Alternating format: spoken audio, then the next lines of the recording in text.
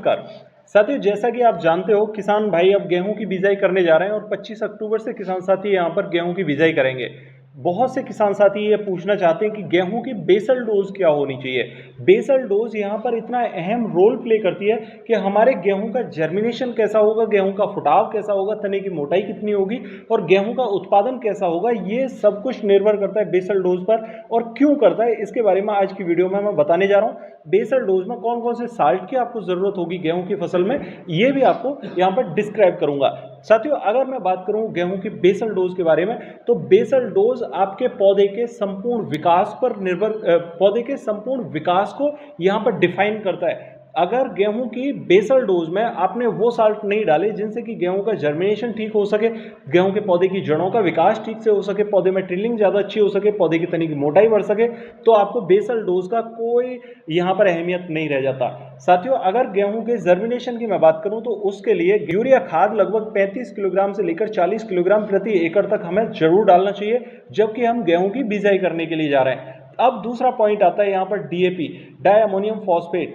DAP गेहूं के लिए क्यों जरूरी होता है, ये बात हमें समझनी होगी। साथियों, डीएपी क्या रोल प्ले करता है पता है? डीएपी हमारे पौधे की जड़ों के विकास में बहुत अहम भागीदार होता है। अगर हमने डीएपी धान की फसल में नहीं डाला, कोई बात नहीं, धान की फसल में जरूरत भी नहीं होती।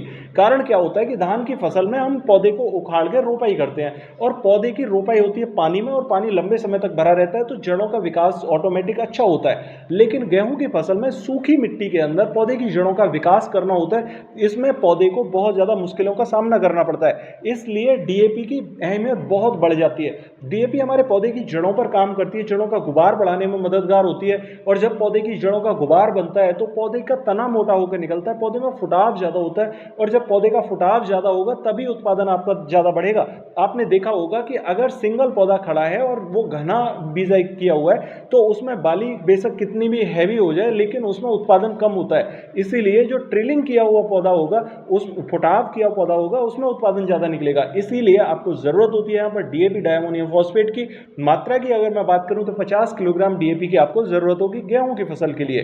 ठीक है, यहां पर कुछ साथी कहना चाहते हैं कि अगर हमारे पास में डीएपी लिक्विड में रखा हुआ है बॉटल में, तो हम उसे कैसे यूज कर सकते हैं। यदि आपके पास में बॉटल में लिक्विड डीएपी है तो आपको बुरकाव के माध्यम से 50 किलो डीएपी लगाने की जरूरत नहीं है, वो आप अपनी सक्षमता के बेस पर लगा सकते हैं। अगर आपके पास में 25 किलो 30 किलो डीएपी है तो एकड़ में बुरकाव कर सकते हैं। और जो डीएपी लिक्विड वाला है उसका यूज आप ऐसे करेंगे कि सबसे पहले 5 ग्राम यानी 5 ml प्रति किलोग्राम गेहूं के लिए डीएपी को कोट कर लेंगे। यानी कि यदि आप 1 एकड़ जमीन में 50 किलोग्राम गेहूं की बिजाई कर रहे हो तो उसको ट्रीट करने के लिए आपको डीएपी चाहिए यहाँ पर लिक्विड नैनो वाला तरल डीएपी 250 ml। डीएपी से आप गेहूं को कोट कर सकते हो।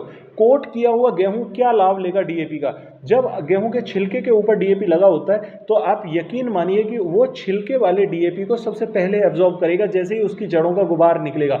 इससे आपको लाभ क्या देखने को मिलेगा कि शुरुआती अवस्था में गेहूं को डीएपी मिल जाता है। जब शुरुआती अवस्था में गेहूं के पौधे में सिर्फ एक सिंगल जड़ निकलती है तो जड़ के पास में अगर डीएपी है तो उसे तो वो एब्जॉर्ब कर लेती है, लेकिन जड़ के पास से अलग अगर डीएपी पड़ा हुआ है, चाहे वो 2 इंची पर ही पड़ा हुआ है, तो 2 इंची वाले पौधे दाने को भी डीएपी के दाने को गेहूं नहीं ले पाता। इसका कारण क्या होता है कि जड़ सीधी रहती है और जड़ के पास में जो डीएपी होता है वो चलकर डीएपी पौधे के पास नहीं आता, वहां पर पौधे की जड़ों को पहुंचना होता है, क्योंकि डीएपी मिट्टी में पड़ने के बाद फिक्स हो जाता है, और फिक्स होने के बाद अगर पौधे की जड़ें उसे एब्जॉर्ब कर लें तो सही है, और अगर ना कर पाए तो डीएपी हमारी मिट्टी की क्षारीयता को बढ़ाता रहता है। इसीलिए डीएपी को पौधे के पास में डालना बहुत जरूरी होता है। अगर हमने ट्रीट कर दिया तो उस डीएपी को दाना हमारा एब्जॉर्ब करेगा, और यदि हम बिजाई करने के समय पर सीड ड्रिल से मशीन से बिजाई कर रहे हैं तो डीएपी हमारे दाने के ऊपर ही आसपास पड़ना चाहिए, उससे हमें लाभ जरूर देखने को मिलेगा।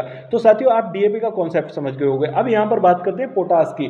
पोटास अगर हमें डालना है तो 20 से 25 किलोग्राम पोटास की जरूरत होगी, इससे ज्यादा पोटास की जरूरत नहीं होती। यानी कि कॉम्बिनेशन जो रखना है हमें, यूरिया खाद लगभग 35 से 40 किलोग्राम, डीएपी हमारा 50 किलोग्राम, और यदि हमारे पास नैनो डीएपी है तो 20 से 25 किलोग्राम डीएपी डाल सकते हैं। नैनो डीएपी 250 ml या इससे ज्यादा 500 ml डाल सकते हैं। कुछ साथी यहाँ पर पूछना चाहेंगे 250 ml डीएपी से तो हमने गेहूं को ट्रीट कर दिया, 250 ml जो डीएपी बचा है उसका क्या करना है। तो जब पहला पानी आप लगा दो, पहले पानी के बाद जब चिपक बने तो चिपक बनने के बाद में उसका आप स्प्रे दे सकते हो डीएपी का। जो नैनो डीएपी आपके पास में 250 ml बची है 1 एकड़ में, वो अच्छा काम करेगी। अब यहाँ पर बहुत से किसान साथी पूछना चाहते हैं कि उनके पास में डीएपी की उपलब्धता नहीं है तो क्या करना होगा। अगर आपके पास डीएपी नहीं है तो वहाँ पर सरसों की खली 20 से 25 किलोग्राम यूरिया खाद और पोटास के साथ में मिला के लगा सकते हो। कुछ साथी कहना चाहते हैं कि अगर डीएपी हम यहाँ बेसल डोज में ना डालें तो क्या पहले पानी पर लगा सकते हैं। मैं आपको बता दूं कि पहले पानी पर अगर डीएपी आप लगाना चाहते हो तो पानी को घोल बनाकर डीएपी को पानी के साथ में चलाओगे तो अच्छे रिजल्ट मिलेंगे। 6 किलोग्राम लेकर डीएपी को घोल बना लो और पहले पानी पर जब पहली सिंचाई आप करने जाओ उस समय पर आप स्प्रे में दे सकते हो। बहुत से साथी कहना चाहते हैं कि अगर स्प्रे के माध्यम से हम देना चाहते हैं तो डीएपी क्या हम वनस्पतिक विकास की अवस्था में पहली सिंचाई से पहले दे सकते हैं। आप डीएपी को पहले 28 दिन के अंदर भी स्प्रे के माध्यम से दे सकते हो। उसके लिए आपको कितने डीएपी चाहिए, मात्र 800 ग्राम प्रति एकड़ के हिसाब से डीएपी की आपको ज़रूरत होगी। उसका स्प्रे करके भी आप अपने पौधे को डीएपी दे सकते हो। कुछ साथियों का कहना यह है कि अगर हम यूरिया डीएपी और पोटास का कॉम्बिनेशन ना लगाएं और एनपीके से बिजाई करें तो एनपीके कितना डालना होगा। एनपीके यहाँ पर आप 50 किलोग्राम के एक बैग के साथ मिला के बुरकाव करके अपने खेत में बिजाई कर सकते हैं। कुछ साथियों का कहना यह है कि अगर हम बेसल डोज में कोई कीटनाशक डालें तो कौन सा कीटनाशक यहाँ पर फायदेमंद साबित होगा।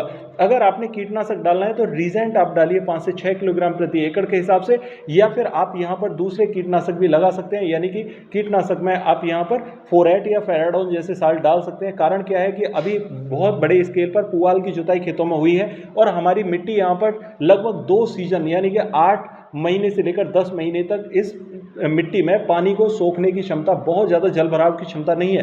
तो बहुत लंबे समय तक जल भराव होने के कारण हमारी मिट्टी में गिडार या दीमक जैसे या फंगस जैसे तत्व पनप रहे हैं। इनसे बचाव करने के लिए हमें यहाँ एक कीटनाशक की ज़रूरत होगी। तो यहाँ पर हम कोई भी एक कीटनाशक अपने बेसल डोज में गेहूँ के साथ में बिजाई कर सकते हैं। इससे हमें हमारे जो खेत में लगी हुई कीट हैं वो हमारे गेहूँ के दाने से अलग रहेंगे और हमारे पौधे की जड़ों को यहाँ पर वो प्रभावित नहीं कर पाएंगे और पौधा हमारा अच्छा स्वस्थ आगे बढ़ेगा। साथियों, आशा करता हूँ आप मेरी बेसल डोज के पूरे कॉन्सेप्ट को समझ पाए होंगे।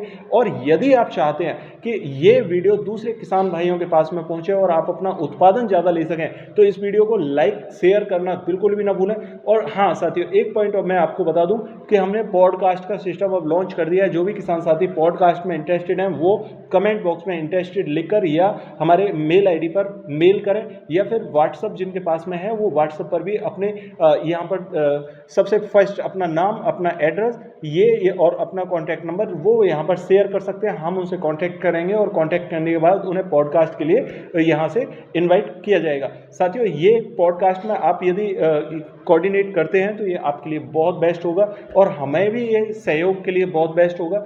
साथियों, आशा करता हूँ आप ये कॉन्सेप्ट समझ पाए होंगे।